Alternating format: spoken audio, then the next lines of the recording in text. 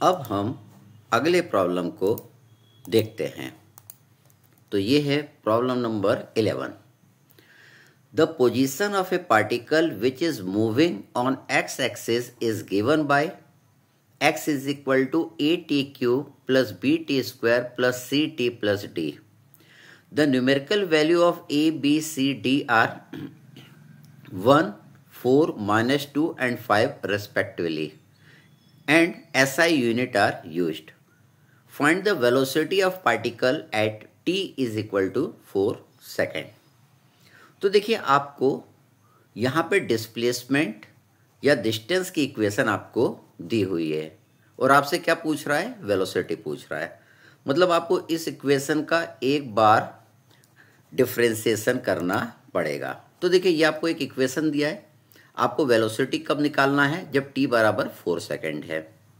तो यहाँ पे इस इक्वेशन में a, b, c, d की वैल्यू आपको दी हुई है।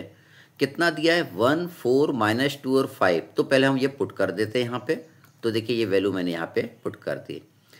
अब ये देखिए ये आपका डिस्प्लेसमेंट या डिस्टेंस की इक्वेशन है, आपको वेलोसिटी निकालना है। तो हम जानते हैं v इज इक्वल टू क्या होता है, dx अपॉन dt। तो ये जो डिस्प्लेसमेंट की इक्वेशन है इसका हम डिफ्रेंसिएशन करेंगे विथ रिस्पेक्ट टू टाइम, तो आपका वेलोसिटी आ जाएगा। तो देखिए हम लिख सकते हैं v is equal to D by D T of ये वाली, ये जो x की जगह है, ये x की जगह ये वाली पूरी इक्वेशन मैंने यहाँ पे लिख दी। अब इसका डेरिवेशन करना हम जानते हैं। टी क्यूब का कितना आएगा, टी क्यूब का आएगा 3t स्क्वायर। टी स्क्वायर का कितना आएगा, 2t आएगा। और यहाँ पे t का कितना हो जाएगा, 1 हो जाएगा। तो 2 इंटू 1 करेंगे तो -2 यहाँ पे बचेगा।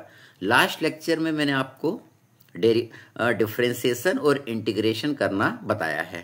तो देखिए आपका v आ गया, ये कितना हो गया, टी क्यूब को 3t स्क्वायर लिख दिया, ये 2t हो जाता है, यहाँ पे 4 पहले से है तो 4 इंटू 2t करेंगे तो 8t आ जाएगा। इसका -2t का जब हम डिफ्रेंसिएशन करेंगे तो t का 1 हो जाएगा, तो खाली -2 आपका बचेगा। अब हमको वेलोसिटी कब निकालनी है, जब t बराबर 4 सेकेंड रहे। तो t बराबर मैंने 4 सेकेंड लिया, तो यहाँ पे भी t लिखा है वहाँ पे मैं 4 लिख दूंगा। तो देखिए मैंने टी स्क्वायर की जगह 4 स्क्वायर लिख दिया, यहाँ पे 8t है तो 8 इंटू 4 कर दिया, यहाँ पे -2 का -2 आ गया। यहाँ पे हम इसको सॉल्व कर लेंगे तो you will get the value of velocity, ये आ जाएगा 78 मीटर पर सेकेंड। फिर आगे बढ़ते हैं, अगला प्रॉब्लम इसमें बोल रहा है a particle located at x is equal to 0 at time t बराबर 0। देखिए पार्टिकल जब टाइम t बराबर 0 है तो x कितना है आपका, 0 है। Starts moving along the positive x direction with a velocity v that varies as v is equal to alpha under root x। The displacement of the particle varies with time s। हमें क्या निकालना है, the displacement of a particle निकालना है, varies with time s। Displacement कैसा vary करता है, with respect to time. तो देखिए वेलोसिटी दिया है, डिस्प्लेसमेंट आपसे पूछ रहा है, तो हमें क्या करना पड़ेगा, इंटीग्रेशन करना पड़ेगा। तो देखिए यहाँ पे आपको इक्वेशन दिया है v is equal to alpha root x। हम जानते हैं v is equal to D x upon D T होता है, हमें तो x निकालना है। तो देखिए यहाँ पे v is equal to alpha root x है और यहाँ पे v is equal to D x upon D T है। मतलब हम लिख सकते हैं D x upon D T is equal to alpha root x लिख सकते हैं। तो यहाँ पे देखिए हमको इसको इंटीग्रेट करना है, तो x वाली टर्म में एक साइड ले लूँगा और ये dt वाली टर्म को दूसरे साइड ले जाऊँगा। ये अलग, ये x अलग हो गया, dt वाला टर्म अलग हो गया। तो हमने लिखा dx upon under root x is equal to alpha dt। हम इंटीग्रेशन करना जानते हैं, मैंने आपको जब इंटीग्रेशन करना बताया था तो dx upon under root x को भी इंटीग्रेट करना मैंने बताया था। तो देखिए हमको इसको इंटीग्रेट करना है तो हमको कुछ लिमिट भी पुट करना पड़ेगा। यहाँ पे इनिशियल पोजीशन आपकी क्या थी, 0 थी, जब x की वैल्यू कितना था, 0 था। और फाइनल पोजीशन हमने बोल दिया कि फाइनल पोजीशन इसकी x है। इनिशियल टाइम कितना था, 0 था, और फाइनल टाइम कितना हो गया, t हो गया। देखिए ये आपका कोऑर्डिनेट प्लेन है। स्टार्टिंग में आपका जो ऑब्जेक्ट था यहाँ पे था, यहाँ पे x की वैल्यू कितना थी, x की वैल्यू आपकी 0 थी और यहाँ पे टाइम की वैल्यू कितना थी, ये भी आपकी 0 थी। मान लीजिए जो वेलोसिटी ऑफ ए पार्टिकल ये है, उसकी इक्वेशन क्या, v is equal to alpha root X. मान लीजिए टी टाइम पे पार्टिकल आपका यहाँ पे आ गया, तो यहाँ पे x पोजीशन पे पहुँच गया और यहाँ पे टाइम कितना हो गया, दैट इज t हो गया। तो देखिए यहाँ पे मैंने जब इंटीग्रेट करा है तो ये इनिशियल वैल्यू ऑफ x है और ये फाइनल वैल्यू ऑफ x है। फाइनल कितना हो गया, ये x हो गया। इनिशियल टाइम कितना है, 0 है, ये इनिशियल टाइम है और फाइनल टाइम कितना हो गया, t हो गया।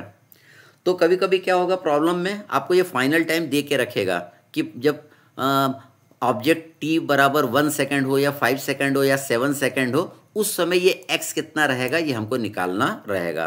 तो जब टाइम यहाँ पे फाइनल दिया रहेगा तो यहाँ पे 0t पुट न करके 0 और यहाँ पे फाइनल टाइम हम पुट कर देंगे। तो देखिए हम इसको सॉल्व कर लेते हैं।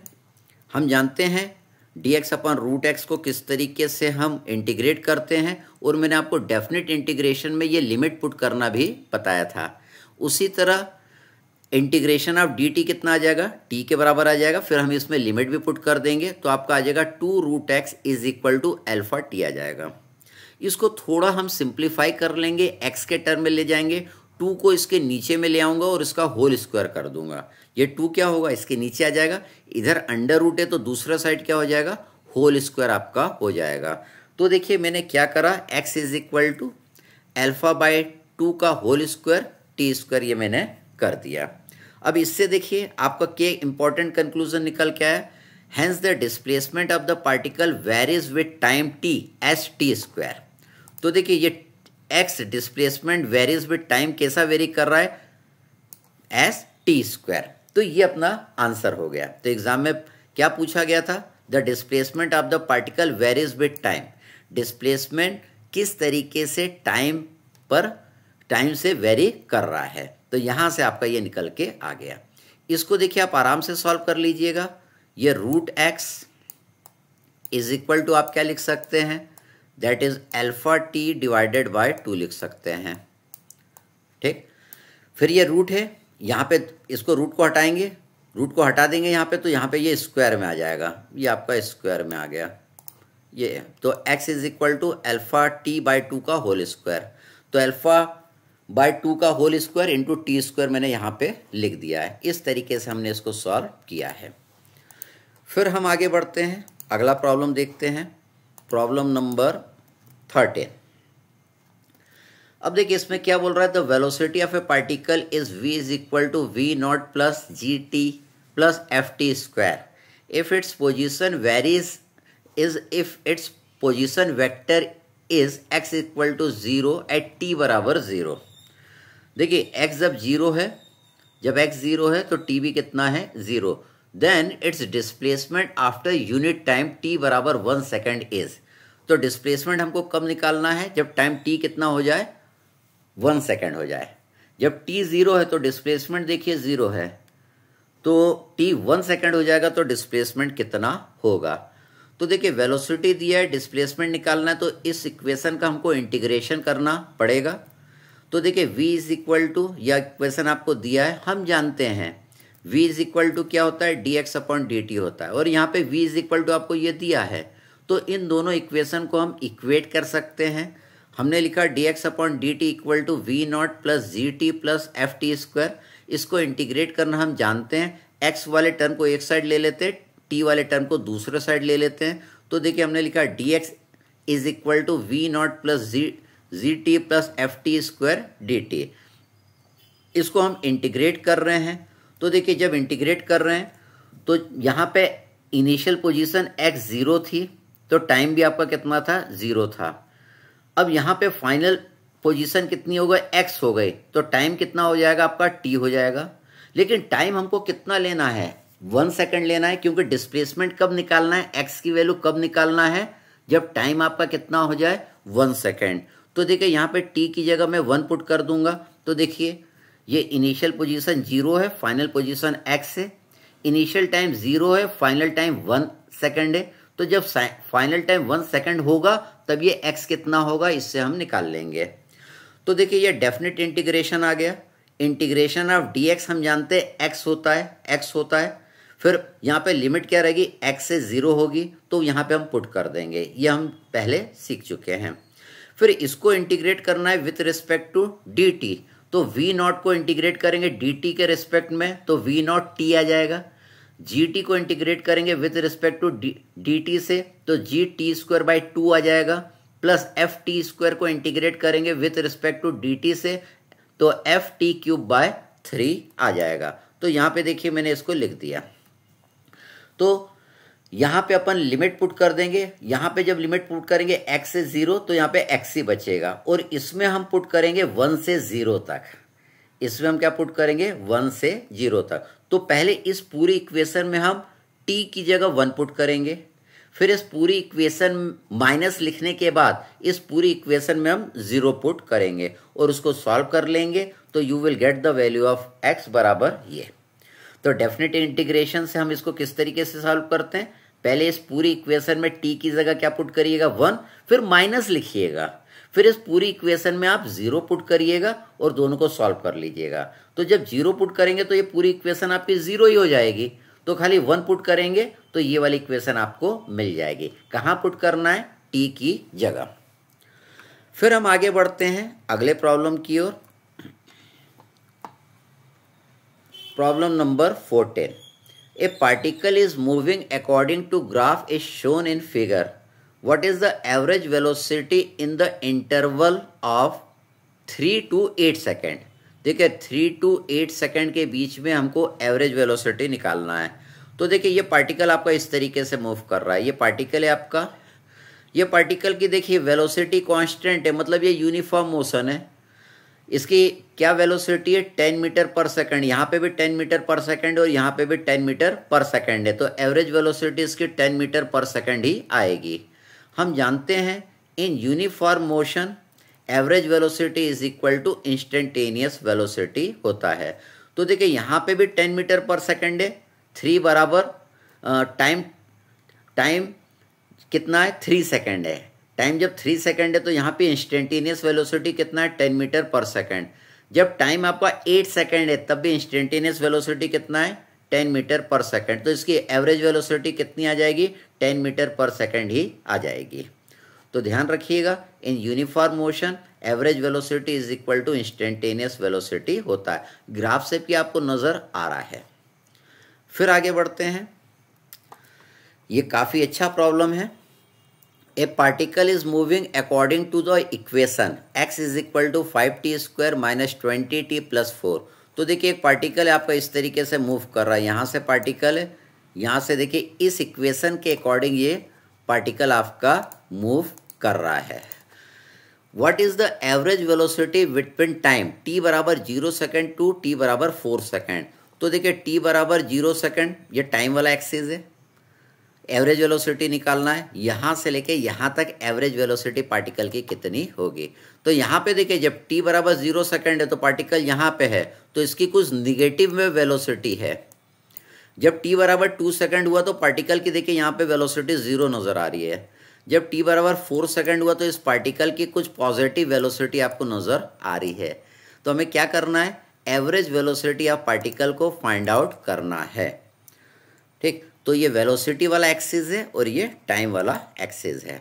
तो देखिए हम जानते हैं हमें दिया है x is equal to 5t square minus 20t plus 4। हमको डिस्प्लेसमेंट वाली इक्वेशन दिया है अकॉर्डिंग टू टाइम। हम इसको इसका एक बार डिफ्रेंसिएशन करेंगे तो हमको वेलोसिटी वाली इक्वेशन मिल जाएगी। हम जानते हैं that is v is equal to dx upon dt। तो देखिए 5t square minus 20t plus 4 का डिफ्रेंसिएशन करना है, t स्क्वायर का करेंगे तो कितना आ जाएगा, 2t आ जाएगा। तो ये 5 इंटू 2t हो जाएगा, दैट इज 10t।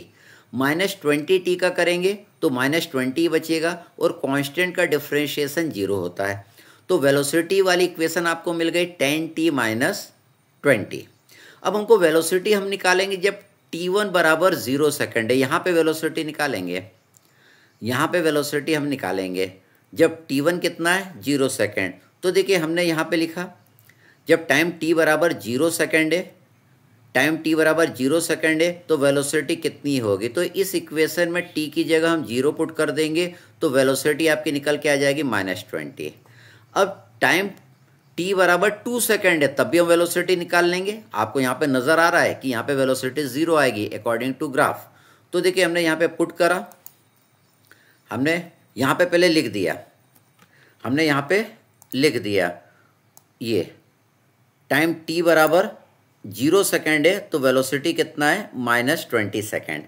अब टाइम t बराबर 2 सेकेंड है तो यहाँ पे देखिए वेलोसिटी आपको कितना नज़र आ रही है, 0 नज़र आ रही है, क्योंकि ये वेलोसिटी वाला एक्सिस है। तो वेलोसिटी वाले एक्सिस में यहाँ पे देखिए वेलोसिटी आपकी कितनी है, 0 है। तो आपने देखा t बराबर 0 सेकेंड पे इस पॉइंट पे वेलोसिटी आपको मिल गई -20 और यहाँ पे वेलोसिटी मिल गई 0। अब हम t बराबर 4 सेकेंड पे देखेंगे यहाँ पे वेलोसिटी कितनी आ रही है। तो हम क्या करेंगे, इस इक्वेशन में t बराबर 4 सेकेंड पुट कर देंगे। t बराबर 4 सेकेंड पुट कर दिया। जब इसमें t बराबर 4 पुट करेंगे तो 10 × 4 40 हो जाएगा, 40 - 20 20 हो जाएगा। तो यहाँ पे वेलोसिटी आ गई 20 मीटर पर सेकेंड। तो यहाँ पे 20 मीटर पर सेकेंड है तो यहाँ पे मैंने लिख दिया 20 मीटर पर सेकेंड। तो आपको इस पॉइंट पे वेलोसिटी मिल गई, इस पॉइंट पे वेलोसिटी मिल गई, इस पॉइंट पे वेलोसिटी मिल गई। हमें तो एवरेज वेलोसिटी निकालना है। तो देखिए यहाँ पे हम लिखते हैं, यहाँ पे ध्यान दीजिएगा। तो देखिए हम जानते हैं area of VT graph velocity time graph gives the displacement and distance. बहुत important, area of velocity time graph क्या देता है, गिव्स द डिस्प्लेसमेंट और डिस्टेंस हमें देता है। तो देखिए इस एरिया को ध्यान से देखिए, ये वाला एरिया अगर आपको निकालना है, ये ट्रायंगल है, ट्रायंगल की हाइट आपको नज़र आ रही है कितना, 20 मीटर पर सेकेंड। तो हाइट कितना है 20, और ट्रायंगल का बेस कितना है, ये 4 सेकेंड है, ये 2 सेकेंड है, तो ये 2 सेकेंड बचेगा। तो बेस कितना है 2 और हाइट कितना है 4, हाइट कितना है 20, हाइट कितना है 20 और बेस है 2। तो area of triangle half into base into height होता है। तो half into base into height कर दिया। तो एरिया ऑफ दिस ब्लू वाला ट्रायंगल, तो इसको सॉल्व करेंगे तो ये आ जाएगा 20 मीटर स्क्वायर। ये कितना आ जाएगा आपका 20 मीटर स्क्वायर। ये एरिया आ गया इसका। अब देखिए इस वाले ट्रायंगल का भी हमको एरिया निकालना है, इस वाले का। तो इसका हाइट कितना है 20 मीटर, ये 20 हाइट है, और बेस कितना है 2 है, बेस कितना है 2 है। इसका देखिए हम एरिया निकाल रहे हैं। तो area of triangle half into base into height. तो एरिया इसका भी आ गया, इसको सॉल्व कर लिया, ये -20 आया। ये कितना आया +20 आया, और ये कितना आया दैट इज ये -20 आया। ठीक है, एरिया हमने दोनों को निकाल लिया। तो यहाँ पे एरिया निकलने के बाद अब यहाँ पे इंपॉर्टेंट कंक्लूजन देखिएगा, क्या बोलता है, algebraic sum of the area under velocity time graph gives the displacement. अगर इन दोनों का आप एल्जेब्रिक सम करेंगे इन दोनों एरिया का, तो वो क्या देगा, डिस्प्लेसमेंट देगा। एल्जेब्रिक सम करना मतलब साइन लेना है। कैसे, इसका एरिया कितना है +20 और इसका कितना है -20। तो +20 और -20 ऐड करेंगे तो कितना आ जाएगा, 0 आ जाएगा। मतलब यहाँ पे डिस्प्लेसमेंट आपका कितना आ गया, 0 आ गया। Second important conclusion, sum of the area under velocity time graph give the distance. Sum of the area under velocity time graph gives the displacement. अब देखिए इन दोनों एरिया का एल्जेब्रिक सम नहीं करना है, खाली एरिया को जोड़ देना है। तो ये एरिया कितना है 20 और ये भी एरिया कितना है 20, 20 + 20 हम लिख देंगे तो कितना आ जाएगा 40। तो डिस्टेंस आपका कितना आ जाएगा, दैट इज 40। अगर इन दोनों एरिया का एल्जेब्रिक सम करेंगे तो वो डिस्प्लेसमेंट आएगा, और अगर इन दोनों एरिया का खाली सम कर देंगे तो वो क्या आ जाएगा, डिस्टेंस आ जाएगा। तो देखिए आपको तो क्या निकालना है, आपको तो वेलोसिटी निकालने के लिए वो कह रहा है।